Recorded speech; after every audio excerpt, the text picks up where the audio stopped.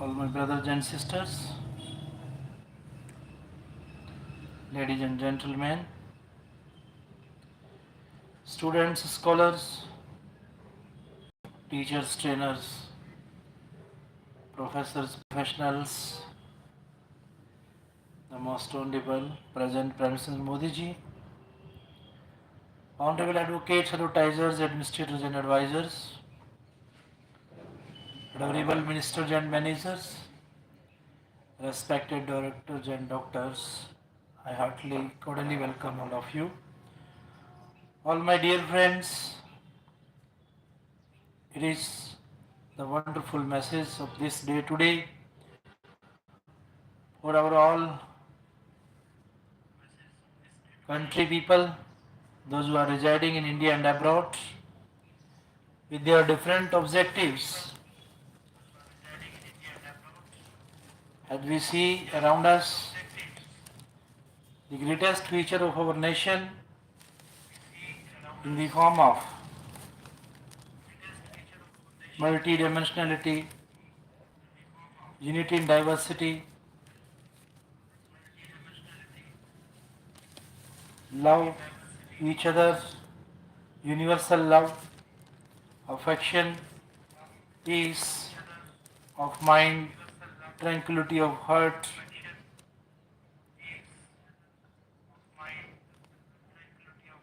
hard working, honesty, simplicity, numberless qualities, virtues we see in our holy culture. Our all great men, freedom fighters, free thinkers, philosophers, astronomers, astrologers, those who came and born in India, they addressed us to sacrifice our all negativities for the sake of nation, society, for our soul.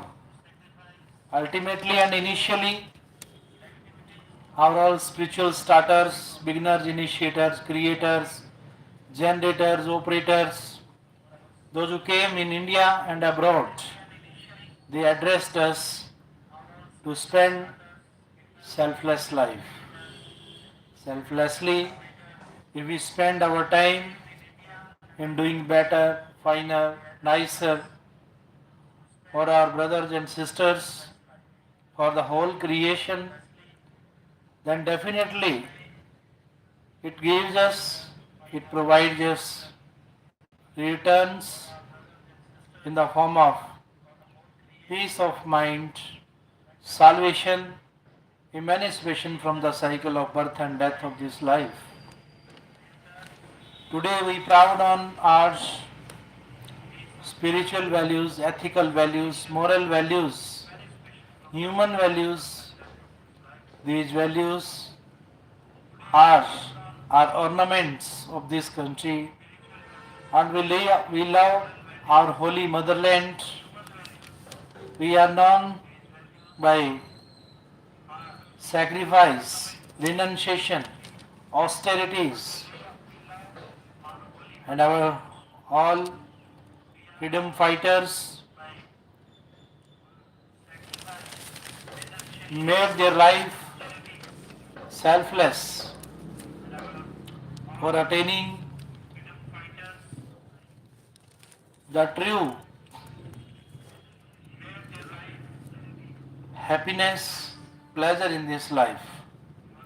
Are all worries and anxieties that we have inside our human mind, brain, body, heart, socially, personally, publicly, emotionally, intellectually, and even spiritually. Numberless such things we have stored in our mind, but these things can be removed just by sacrificing for our holy motherland. It is the great lesson for our all university scholars and personalities, our rulers, those who are spending their time in bringing goodness for the country people. They are busy in doing research.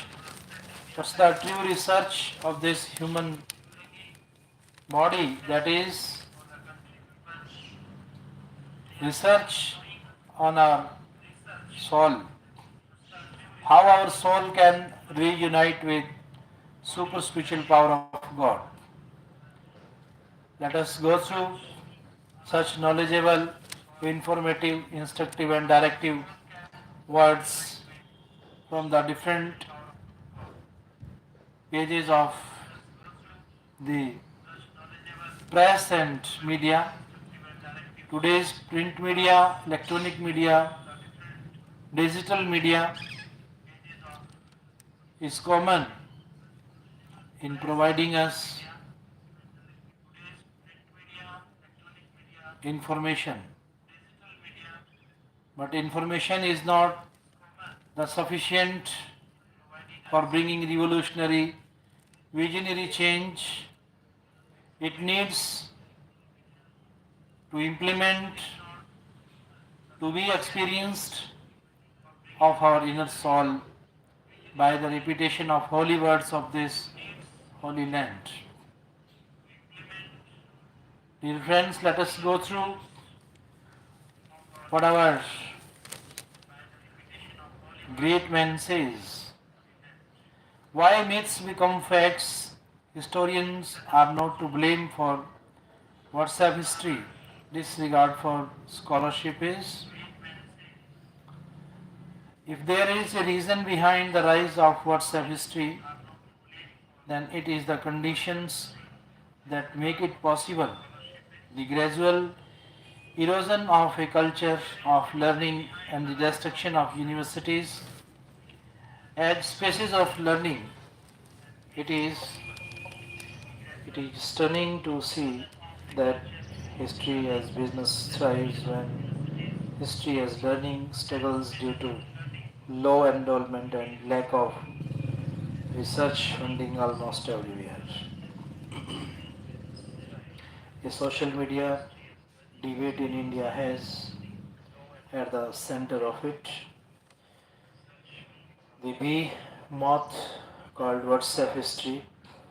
Author William Dalrymple in an interview and more recently YouTuber and historian Ruchika Sharma in an article in this newspaper today. The Indian historian is an embattled one, i.e. January 5 accused Indian professional historians and their ability towards further rise of WhatsApp history in the country. However, neither of them has clearly defined WhatsApp history. Before we test the veracity of their claims, it is imperative to know what WhatsApp history is. In short, WhatsApp history refers to the circulation of historical knowledge about the past and conversations around it. Often distorted on social media, this includes YouTube videos, Instagram reels, threads on X, previously Twitter, and similar forms of content that circulate via WhatsApp, masquerading as historical knowledge.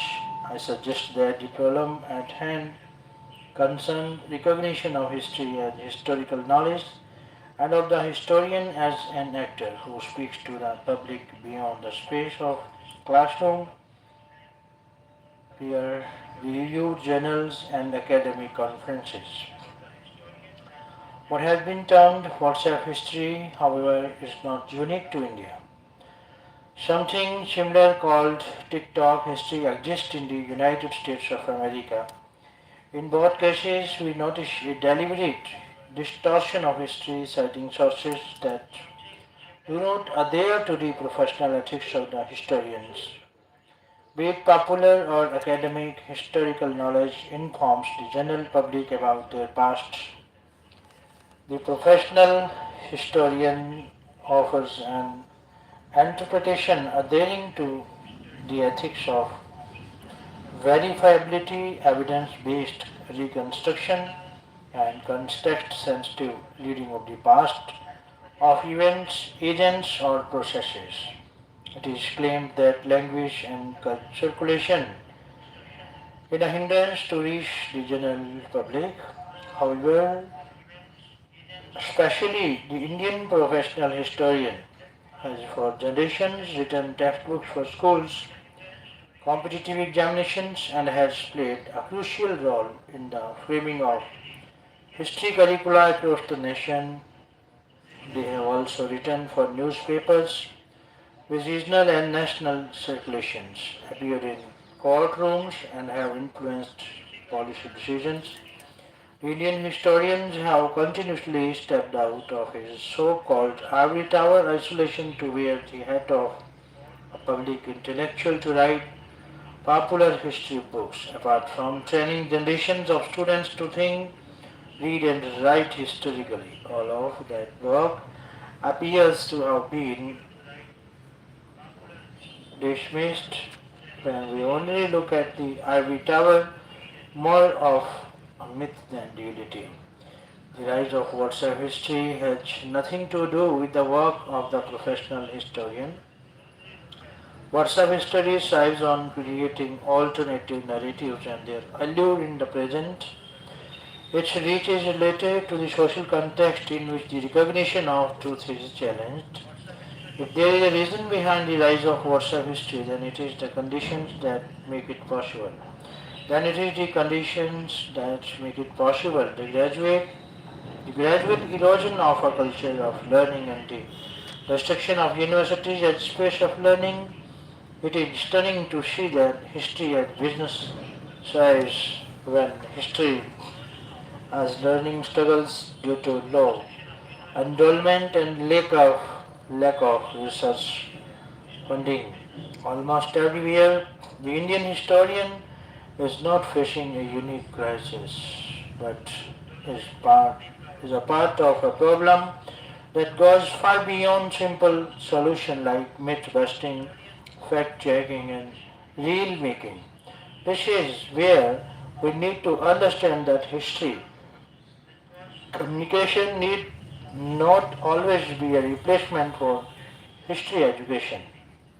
An Indian historian is not fighting a lonely battle. As historian Menon Ahmed points out, the challenge that a previous colonized subject faces while writing history is twofold. Colonial epistemology as foundational to disciplinary knowledge and originary myths that tell stories without the field of myths as such. If we need to dismantle colonial epistemology, then we have to engage with it. And if we want to move beyond originary myths, then we need to disrupt their nature as histories that feel natural or as Ahmad says, lived in. The current generation of Indian professional historians continue to do this work, often writing for a general audience in a world where myths masquerade as facts. The Indian professional historian can not only make history content for social media. Historical knowledge thrives on meticulous research that more often informs popular history books. It is for the benefit of popular history that professional historians should continue their painstaking work, often derided as ivory tower enterprises. The writer is Assistant Professor of History, National Law School of India, University, Bangalore. Manmohan's India, the importance of his recognition of plurality remains as strong today as it has always been. Religion was important for Manmohan, including religious customs. When I went to his room at St. John's College in 1956, I remember stumbling against his freshly washed turbans which he had hung across his room in an attempt to tie them, but this Sikh identity was never in tension with its supportive acceptance of other people's religion and religiosity. When a long time ago I talked with Manmohan on this, I remember thinking that this is quite a different aspect of religion neutrality from the standard secularism on keeping religion out of politics. Amartya Sen to say Manmohan Singh was a great man would be to state the obvious. He was a brilliant political leader, a visionary thinker, an outstanding economist, a superb academic, a fabulous leader of administration.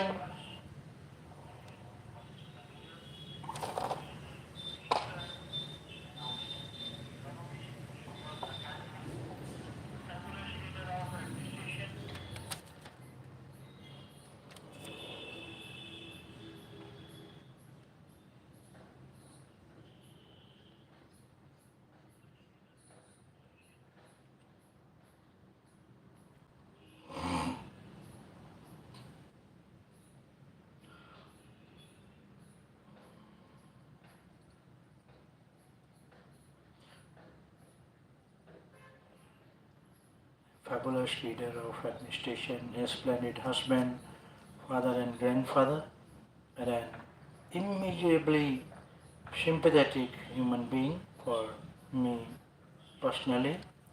He was also the warm set of friends for nearly 70 years. From the time 69 years ago, I went to see him in his undergraduate rooms at St. John's College in Cambridge. I have remained immensely impressed by his wisdom, modesty, and kindness. We were extraordinarily happy at the Delhi School of Economics when we successfully persuaded Manmohan to join us. He was a terrific teacher and a darling of the students, but he also had time to talk with his colleagues. I have been immensely privileged in having the opportunity of interacting with Manmohan in his many different roles, first as a fellow student, then as an international civil servant, then as a wonderful college colleague at Delhi School of Economics, then as senior civil servant, followed by the time when he was running the International South Commission based in Geneva, then as a statesman, including his time as the most innovative finance minister in the history of modern India, and finally as the Prime Minister of the world's largest democracy. We talk on thousands of subjects on what seemed like millions of occasions. I always learn hugely from our conversations. I'm glad, however, that Manmohan was less than successful in teaching me to be as modest as he himself was. I have many memories of the Prime Minister of India patiently waiting for others around the table to finish before speaking. Waiting for others to finish can take a long time in India.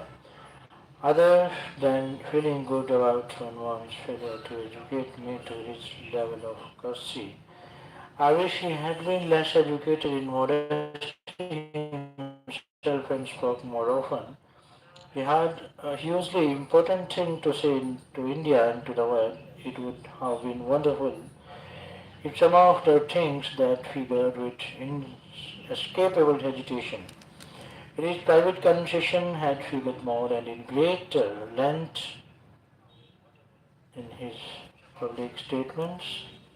Manmohan had the same well-mannered reticence everywhere, but he could be amazingly eloquent and profound when pushed. The only occasion I have had the privilege of dining next to Michael Obama was when the Obamas gave first ever gala dinner at the White House in honor of Manmohan. I had a wonderful blessing as Manmohan's guest.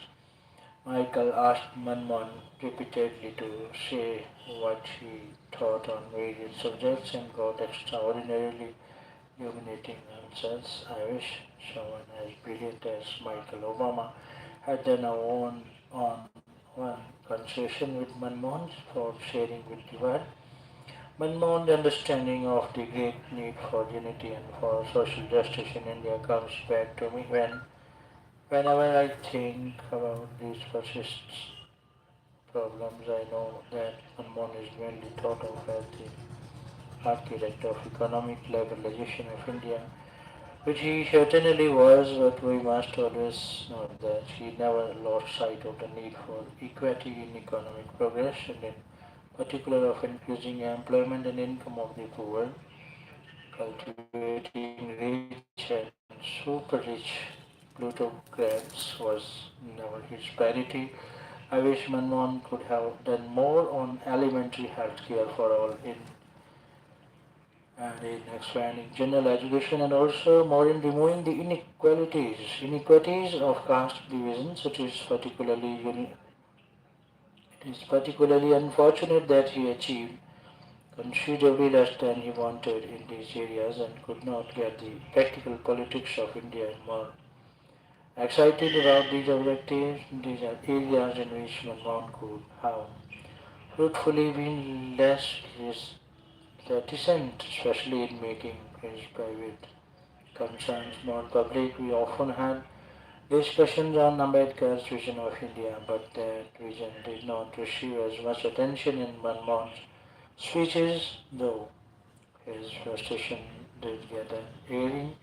To move to another area, Manmohan's focus on secularism was extraordinarily firm, but his private concessions and his public practice reflected that strongly as the commitment to secularism has weakened in India and religion has entered into Indian politics in a big way.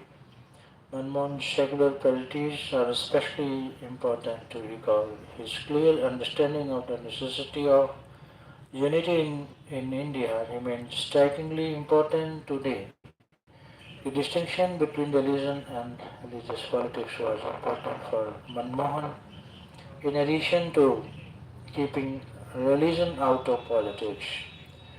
There was another aspect to Manmohan's religion neutrality. Religion was important for Manmohan, including religious customs.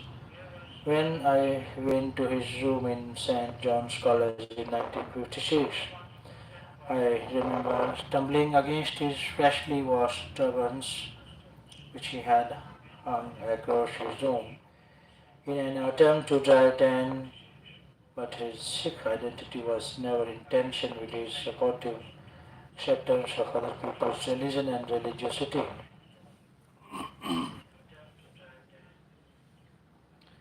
When a long time ago I talked with Manmohan on this, I remember thinking that this is quite a different aspect of religion neutrality from the standard secularism of keeping religion out of politics.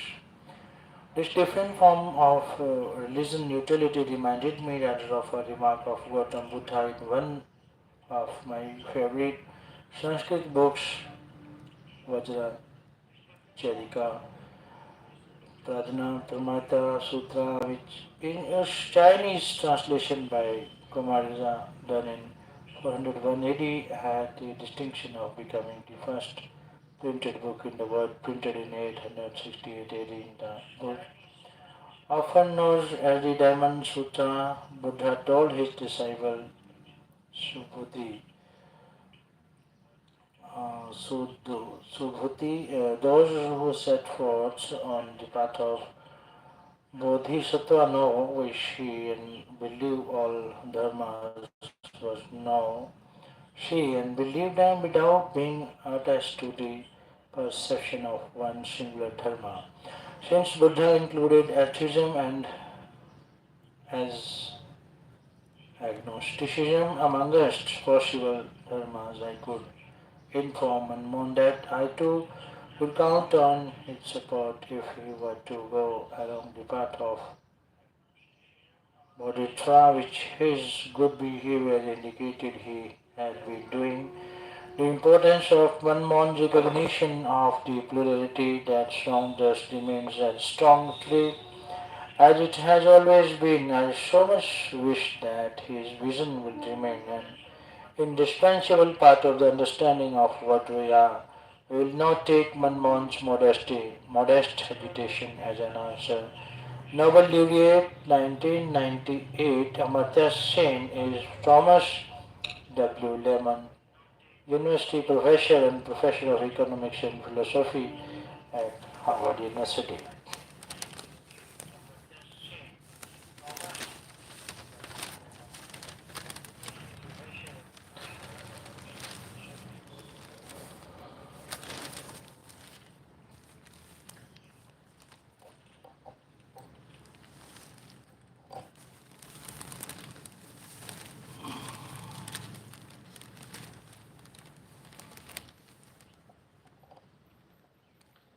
Delhi and Valley Centers Infra pushing J&K is welcome whether and how it fulfills its promises. Economic and political will be watched after the abrogation of Article 370. The center gave the impression of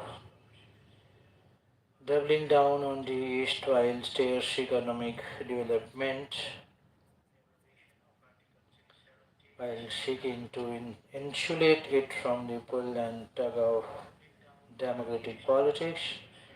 While the later part of its strategy was controversial and questionable, the assembly election of September-October came not a moment too soon. The former, the development push is welcome. The Narendra Modi government recognized the importance of tourism in generating employment, supporting small businesses, and improving J&K finances. This was accompanied by the understanding that the region needs to address critical issues related to infrastructure.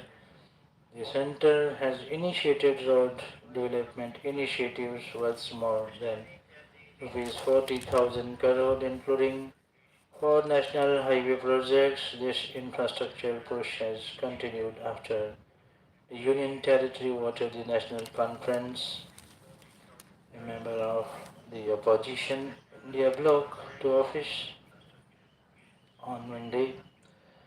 As Prime Minister Modi inaugurated, as Prime Minister Modi inaugurated the Sonmarg Tunnel in Kashmir, he pointed to a meeting ground between J&K and the center. It's time for all of us to realize our dreams and make resolutions and accomplishment together.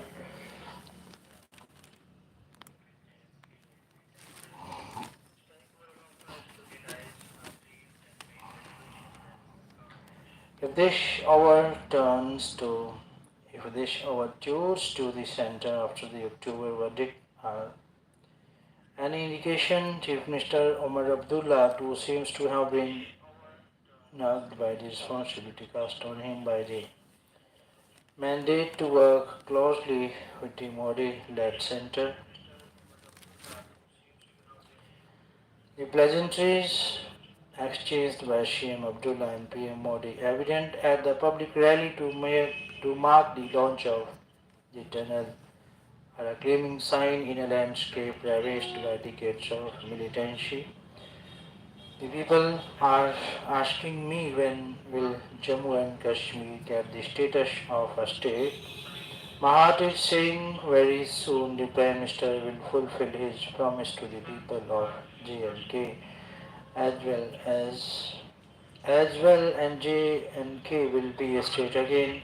CM Abdullah said the non-confrontational tone is consistent with the approach Abdullah has adopted since October, even as he has come under pressure from within his party and outside over his government's limited powers. He has maintained that restoration of statehood remained his government's priority, but at the same time that he does not doubt the center's intentions on January 3 for instance, while pointing out the PM Modi had himself committed to the restoration of statehood to JNK. CM said he wanted to give the center the first opportunity to do so rather than going to courts. Abdullah, of course, is also being pragmatic as he put it earlier this month. JNK runs deficit budget, therefore we are more dependent on the government of India than other states and UTs. On Monday, Prime Minister Modi refrained from giving a time frame for restoring JNK's statehood, even as he said that the distance between Delhi and the valley has been erased. Everything has a time. The right things will happen at the right time. His government will be closely watched in JNK and outside it on how it fulfills its commitment, economic as well as political. Unsupporting spirit.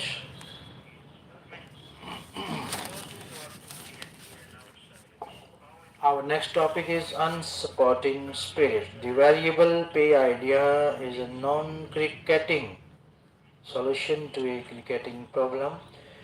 It's a cliche in cricket. Numbers are not everything, but they could turn out to be everything if the cricket board ratifies the proposed performance-based pay structure which was floated in the review meeting after India's defeat in Australia.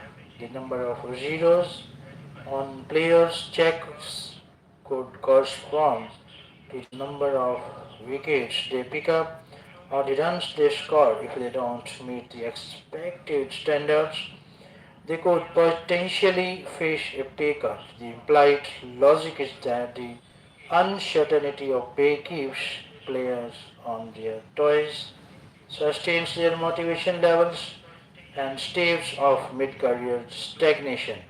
But the variable pay ideas is a non-cricketing solution to a cricketing problem. It is an antithetical to collective endeavor and spirit, the soul of team sports.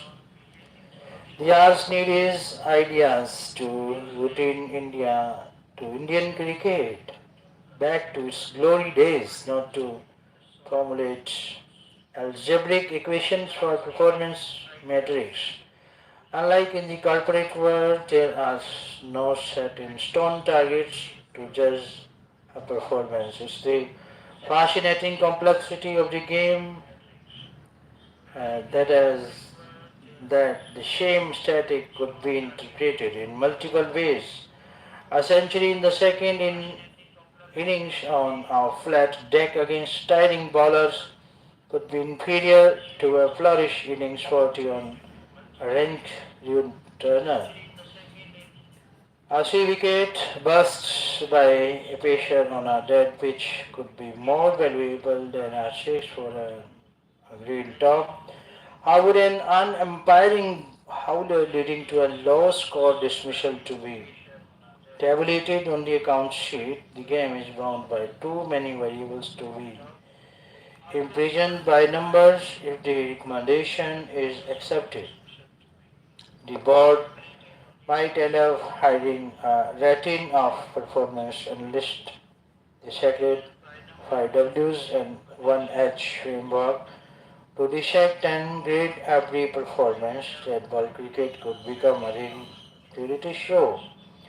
The obsession with the cell could consume the ideals of the team. It risks more cricketers slipping out of the red ball galaxy and leaping onto the franchise universe. For flexible pay to work, boards will have to sell it by focusing on the greater amount player could earn if his team is successful, like it is for several football clubs in Europe or the American Football League. It's time to ask more game specific questions. Why are India's batsmen vulnerable to even the modest spinners? Why did Ravi Ashwin quit midway through a series? What happened to the supply chain of seamers? Is there something fundamentally flawed about the domestic system? Do the selectors, the coaching staff, and the players have concerted plan forwards? There are far too many questions for viewers to analyze rather than come up with a corporate gimmick that shows that their vision forward is blurred and their thoughts cluttered. Before beta, the generation wars are hotting up, but they really need not. Aristotle, Horace, Bosch, and parents have all complained about kids these days. In Paris Fashion, a cultural history, a republished letter from town, and Country magazine in 1771 reads a race of effeminate, self-admiring, emancipated, self-admiring, emaciated rebels can never have descended in a direct line from the heroes of Poitiers and again got recently hustle culture. She was made similar assertions and Narayan Murthy implored young people to work 70 hours a week. Last year, into this chaos entered Generation Beta this year, which will include all children born between 2025 and 2039. Deductive testicles that promise to give you a fixed address in a particular generation. So, pop culture references reflect the impulse to categorize the young and old into neat pockets. The arrival of a new group into the workforce or society brings with it a bit of hope and apprehension over the possible disruption. The innumerable articles and surveys on other Z and Y and Z X before it make the worst workers are evidence. In India and across the world, cultivating the demographic dividend that is ensuring the young are gainfully employed and contributing to national growth and cohesion remains an area of focus. The future rests on the shoulders of the young after all. But the vocabulary of generations is woven together by vibes, not science. Of course, some experiences like wars and large technological changes inform the values of generation, but studies have dispelled the myths that the generation formula is an accurate tool for identifying coherent cultural or attitudinal shift. As Gen Beta comes of age, it is prudent to remember that disruption is not always a bad thing. The young bring with them fresh ideas. Kids these days are much like the kids that came before them. For those still on the fence, a skinny versus baggy jeans quiz may provide clarity on the redundancy of his words. The ideas pays you're listening now carefully.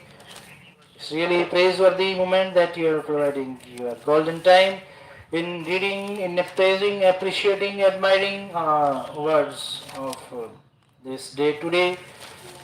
Delhi must look beyond H1B.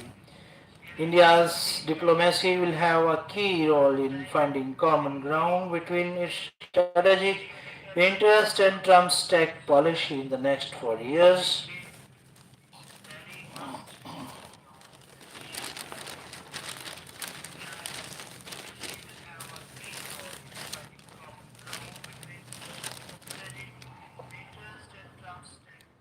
Raja Mandala by C. Raja Mohan.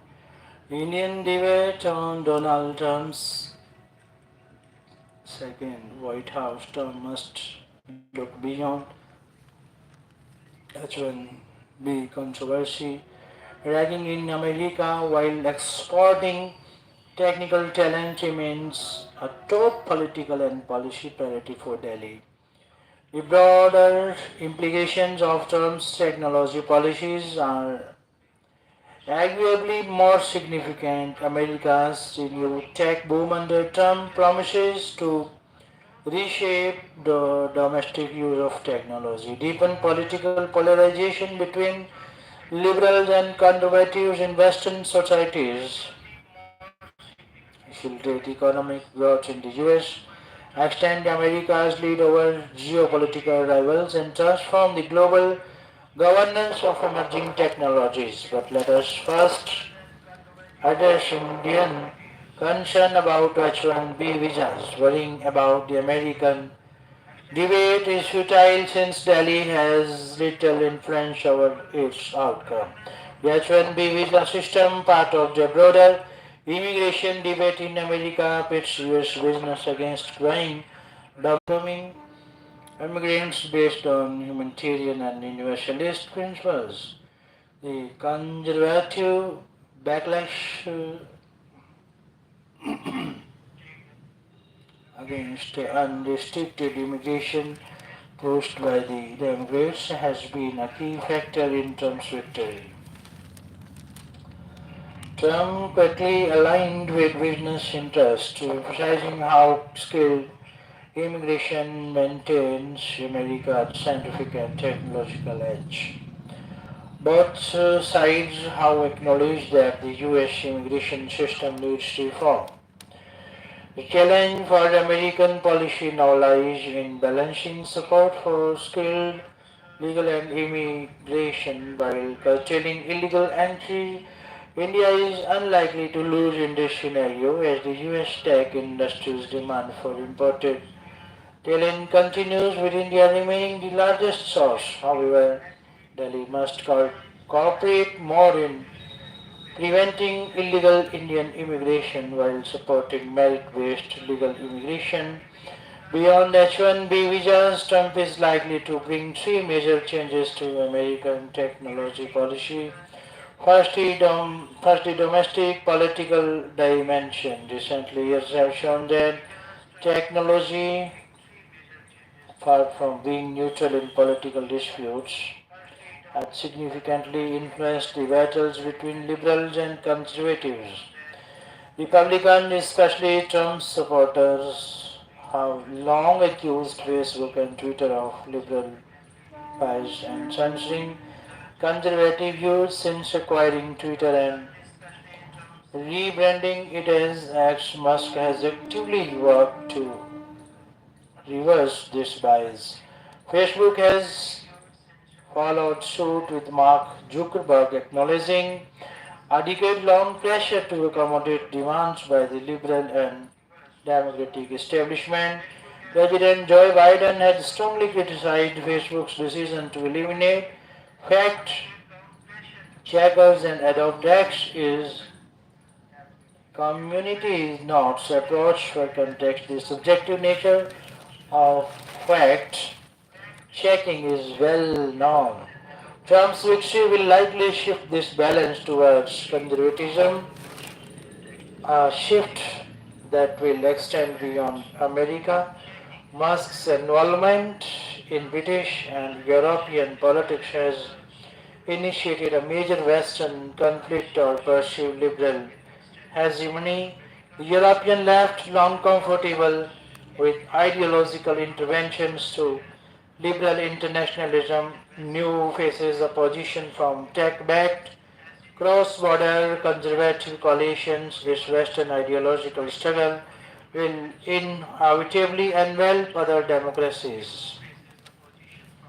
A second feature of Trump's second term is the emergence of techno-libertarians.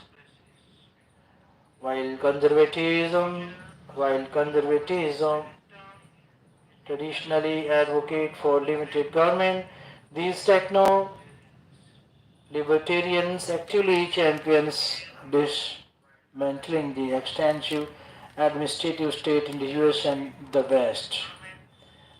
West. Trump's decision to appoint Musk and Vivek Ramaswamy to lead the nation to massively downsized government reflects his ideological commitment to unleashing the potential of new technologies alongside other technologizations like PayPal founders Peter Thiel, Musk and Ramaswamy advocate removing bureaucratic oversight of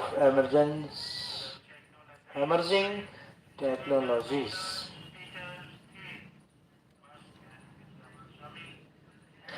This approach is most likely to result in a reversal of Biden's A1 regulation policies. While Biden prioritized safety, ethics, and accountability in A1 development, Trump and his techno-libertarian allies seek to remove bureaucratic constraints and unleash innovation's full potential in the US. The third aspect of Trump's tech policy will be intensified competition with China. His first term broke the long-standing American consensus on deeper US-China ties. While Biden focused on confronting China's challenges, placing technology at the core of this strategy. Biden has implemented extensive technology sanctions against China, tightening restrictions to last week. Its strategy includes reshoring and friendshoring tech supply chains while increasing investment in defense technologies. Biden also sought engagement with China on A1 to prevent an unrestricted arms race. The Trump team shares Biden's goal of reasserting US technological leadership over China. All signs point to increase domestic tech development and stronger constraints on China.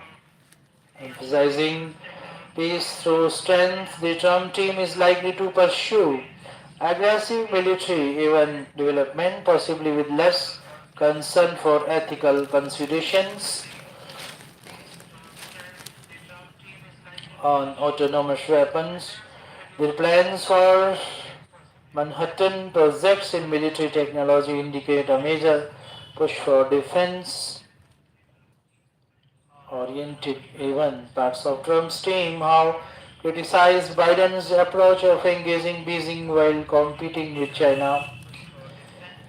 The Hawks in the Trump administration have less time for the ideas of engagement and would want to go full tilt at confronting China. The new administration will likely show less consideration for arms control ideas inherited from the Cold War in the menacing even military implications. Trump will probably favor a policy of pursuing unilateral advantages in even field over multilateral approaches.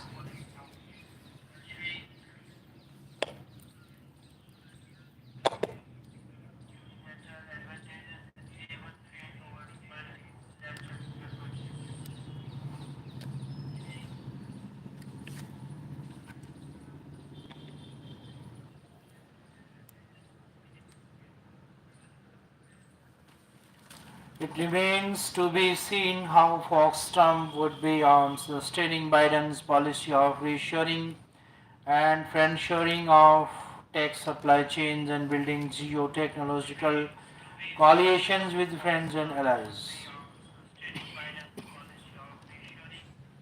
Emphasis on advanced technological collaboration with India, both bilateral and unilateral, was its signature strategic theme. What about Trump's well-known prediction for the big deal with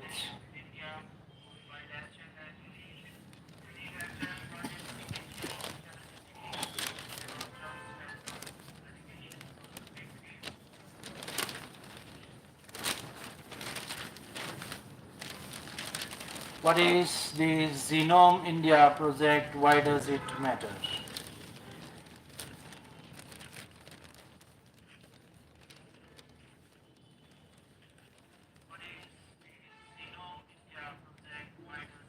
And on that from New Delhi,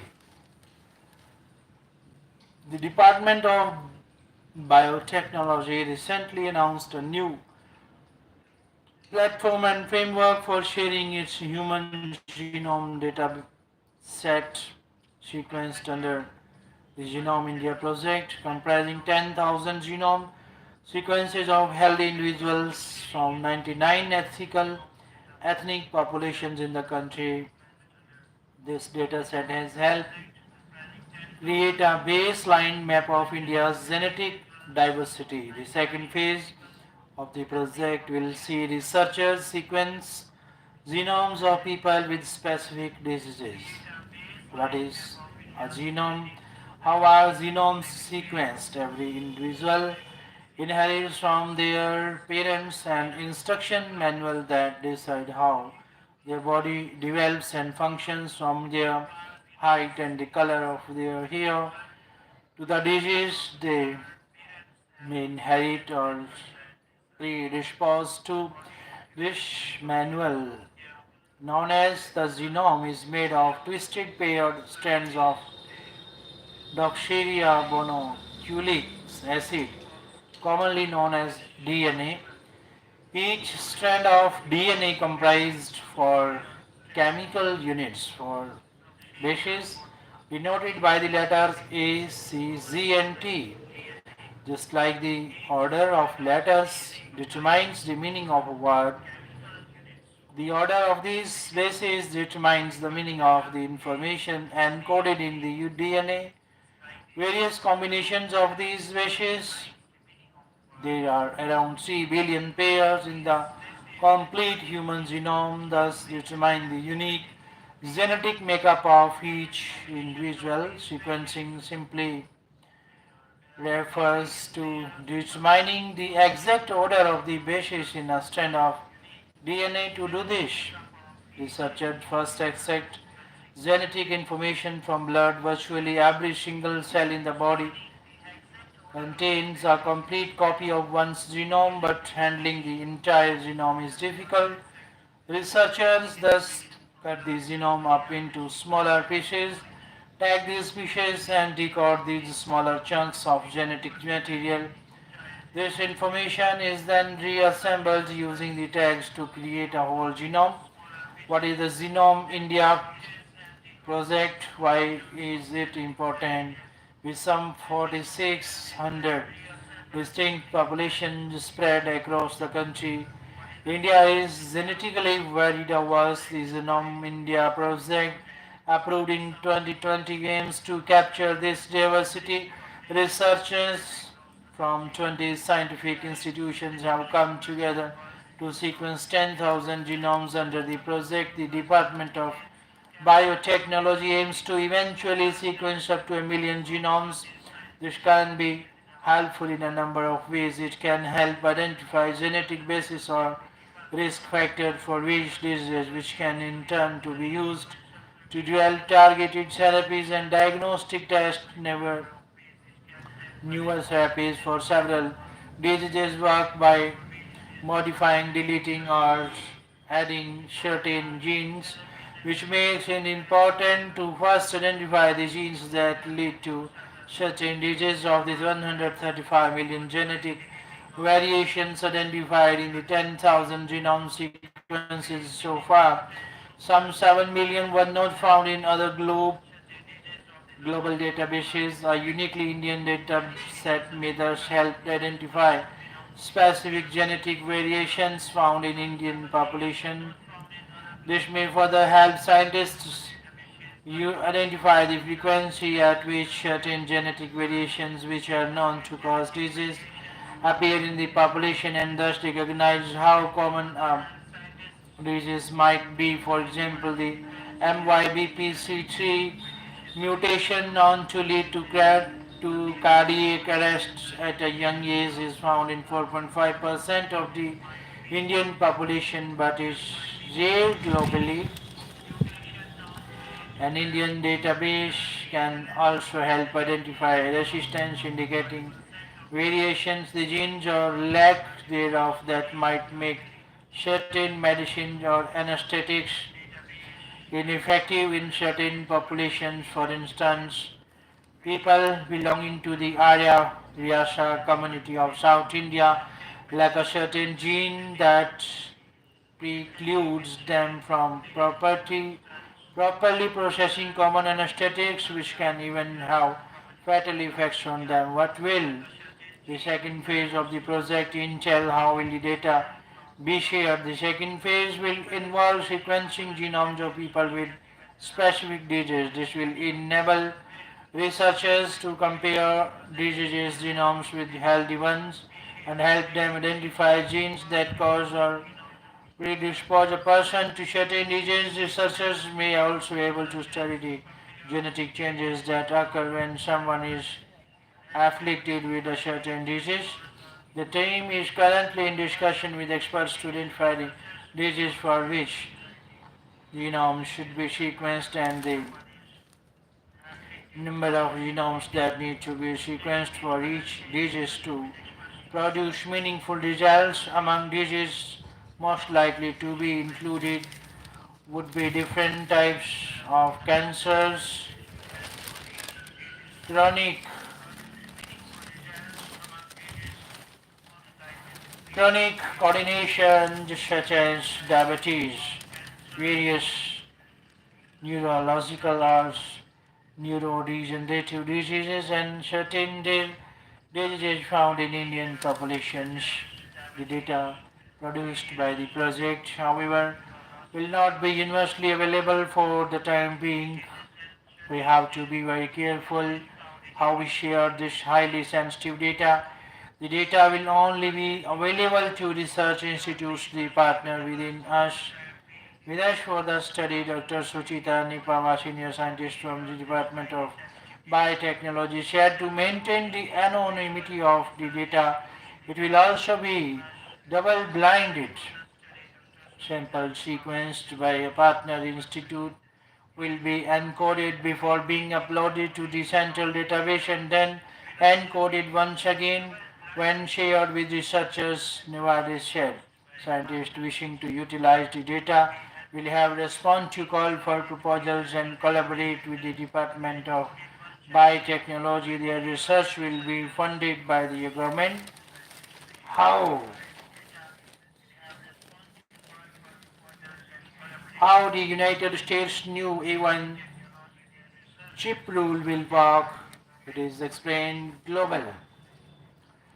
The US government on Monday said it will issue on the US government on Monday said it will issue a new regulation to regulate the flow of the most sophisticated US signed artificial intelligence chips and technology to other countries. Which chips will be restricted?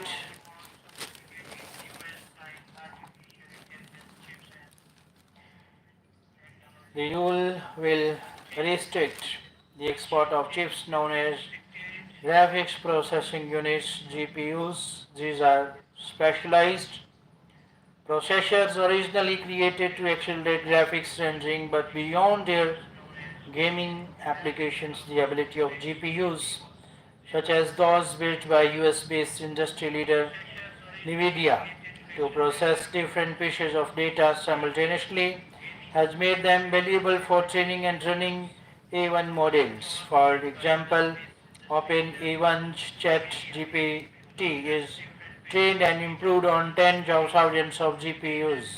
The number of GPUs needed for an A1 model depends on how advanced the GPU is, how much data is being used to train the model, the size of the model itself, and the time the developer wants to spend training. What is new regulation to control global access to A1? The US is expanding restrictions on advanced GPUs used to train advanced A1 models. The limit on GPUs for most countries in the new rule are set by compute power to account for differences in individual chips. Total processing performance is a metric used to measure the computational power of a chip. Under the regulation, countries with caps on compute powers are restricted to a total of 790 million TPP, so 70 to 20,000 2027. The cap translates into the equivalent of nearly 50,000 H100 NVIDIA GPUs, accordingly to Divyanku Kaushik, an A1 expert. Beacon Global Strategies, a Washington-based advisory firm, 50,000 H100s is an enormous amount of power allow to fuel cutting-edge research and entire A1 companies or support the most demanding A1 applications on the planet, he said. But the cap do not reflect the true limit on the number of H100 chips in a country. Companies like Amazon Web Services or Microsoft's Azure Cloud Unit that meet the requirements for special authorizations, also known as universal verified and user status, are exempt from the caps. National authorizations also are available to companies headquartered in any destination that is not a country of concern. Those with national verified and user status have caps of roughly 3,20,000 advanced GPUs over the next 2 years.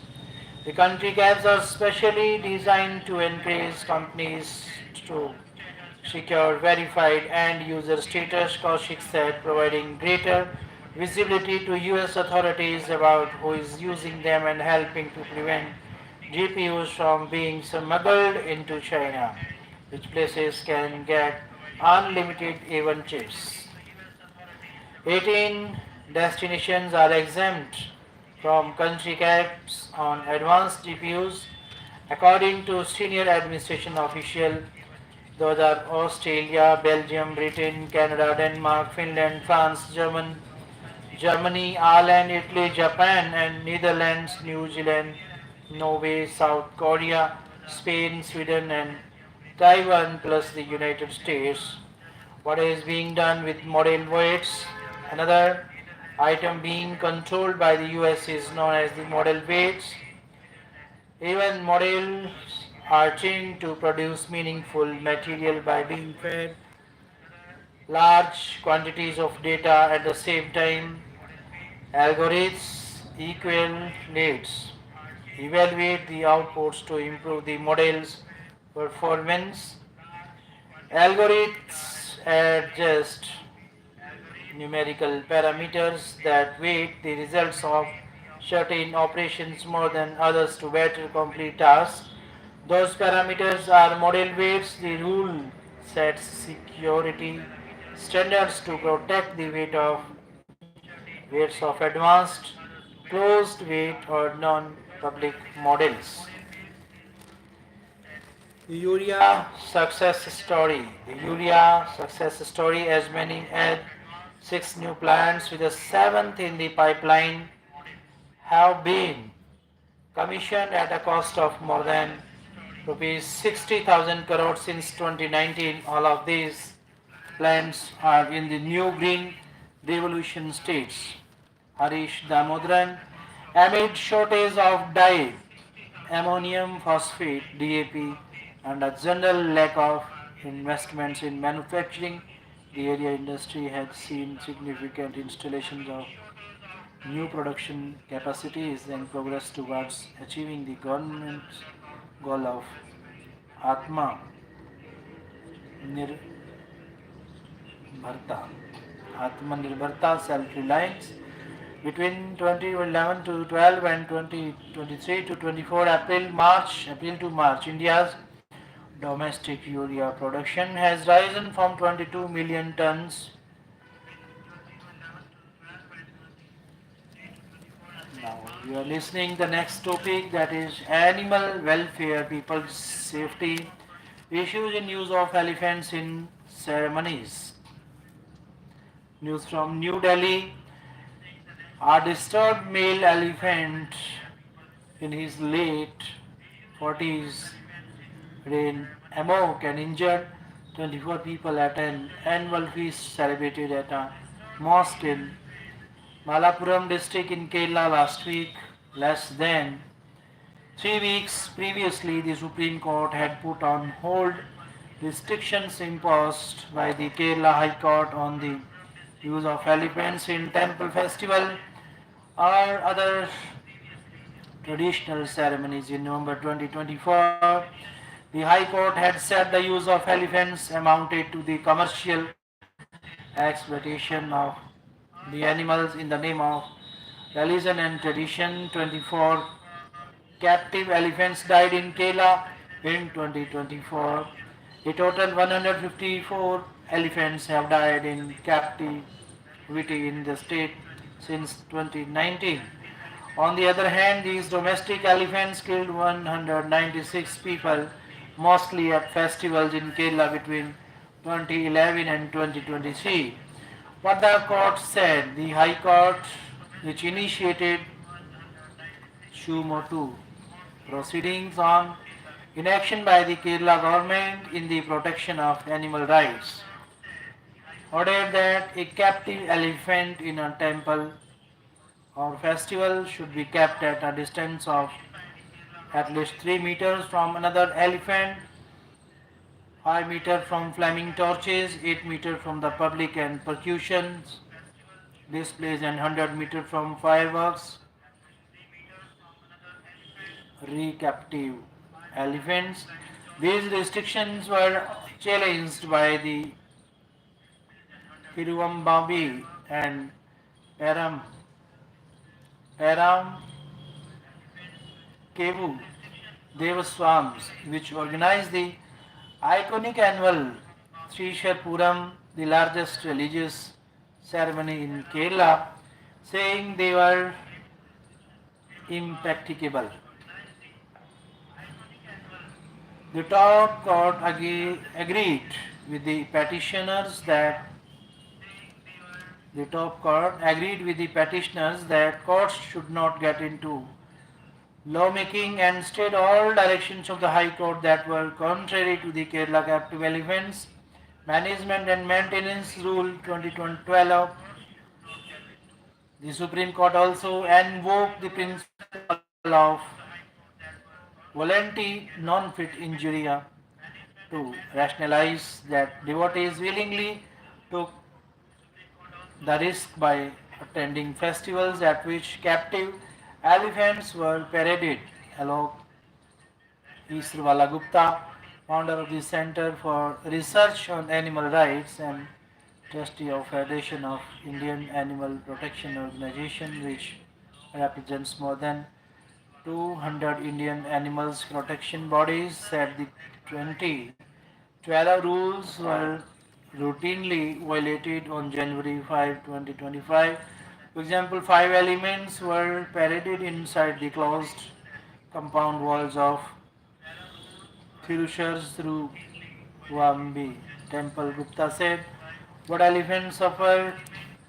Pakat Sirikutan, the elephant involved in last week's tragedy in Malapuram, is a highly stressed animal that injured its keeper and others during a temple festival at Koiliandi in Kozhikode in January 2024. He was given a short break but soon reemployed. A 2019 study by researchers from the Hyderabad-based Center for Cellular and Molecular Biology found that participating in long religious ceremonies put elephants under extreme stress, which could lead to hyperglycemia, suppression of immune responses, delayed wound healing, and neuronal cell death. The study analyzed the concentration of stress hormones, glucoid metabolites in 870 dung samples from 37 captive elephants and concluded that the concentration was higher in elephants that were chained and made to work longer hours than animals in zoos or forest campus.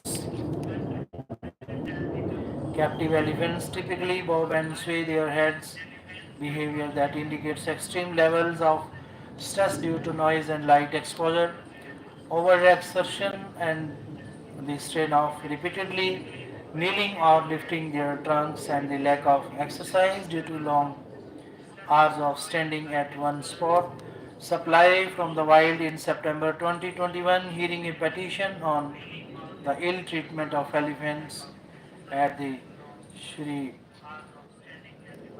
Rangam temple in Tamil Nadu's Tiruchirappalli district. The Madras High Court ordered that no elephant should be made captive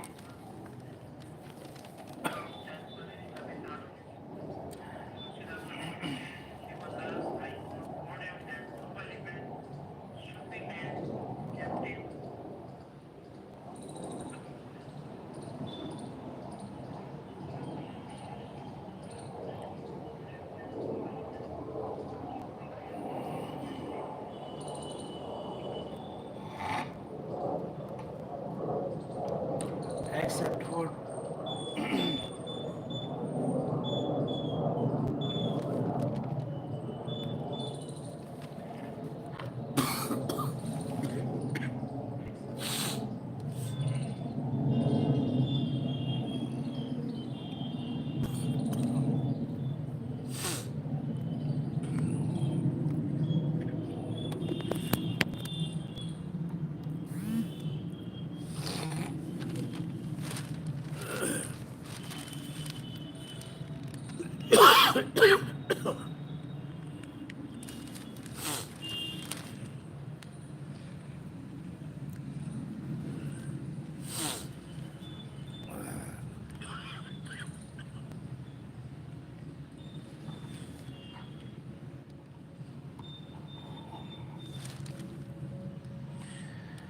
except for treatment, if it is found unable to support itself in the wild. This was a reiteration of the ban imposed on capturing wild elephants for trade in 1977. Trading in captive elephants was banned in 1986. However, people in legal profession of captive elephants were allowed to gift the animals to anyone capable of their upkeep. Experts say that was how elephants from the wild continued to feed the demand from temples. Primarily in the southern states, breeding elephants in captivity is not easy since males in must means heat turn violently aggressive and are usually contained in isolation. The strategy of letting loose captive females in ostrich in neutral forest in the hope that wild wolves in must will find them is not very productive either. The bulk of the young captive elephants are still sourced from the wild, and in the absence of effective scrutiny passed off as captive bred elephants, a senior forest officer in Assam said. In some cases, microchips meant to identify domestic elephants are removed and planted in wild caught elephants to dress them up as domestic. The increasing instances of man-elephant conflict are also used to justify sending the animals to temples. When the Wildlife Amendment Bill came up in Parliament for discussion a couple of years ago, several members suggested that problem elephants should be captured and sent to temple to make both villagers and temple trust happy. An MP from Kerala said the amendment passed in 2022 left it to the centre to frame rules for the transfer of elephants for religious and other purposes. However, the centre had sought to guard against misuse of microchips by deciding that DNA test will be the only way to detect captive bloodliness in elephants. The project to map the genotypes of all captive elephants in the country profiled 270 animals in the first 6 months after its launch in August 2022. Longer version on IndianExpress.com.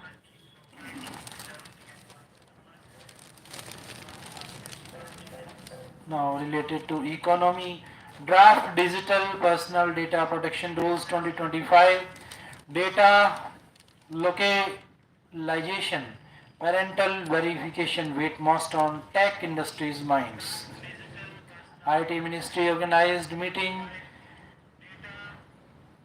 from New Delhi during a IT Ministry organized consultation with the tech industry Tuesday on the recently released draft data protection rules. A few concerns stood out: apprehension over data localization, consent verification and behavioral tracking of children, and worries over cross-border data flows to foreign jurisdictions. The consultation that went on for over 2 hours saw presentation from tech companies such as Meta, Google, Microsoft, Snap and myriad of industry lobby groups and consultancies which represent them. It was chaired by IT Minister Ashwin Vaishnaw and IT Secretary As Krishna at the meeting, the government assured the industry of holding extensive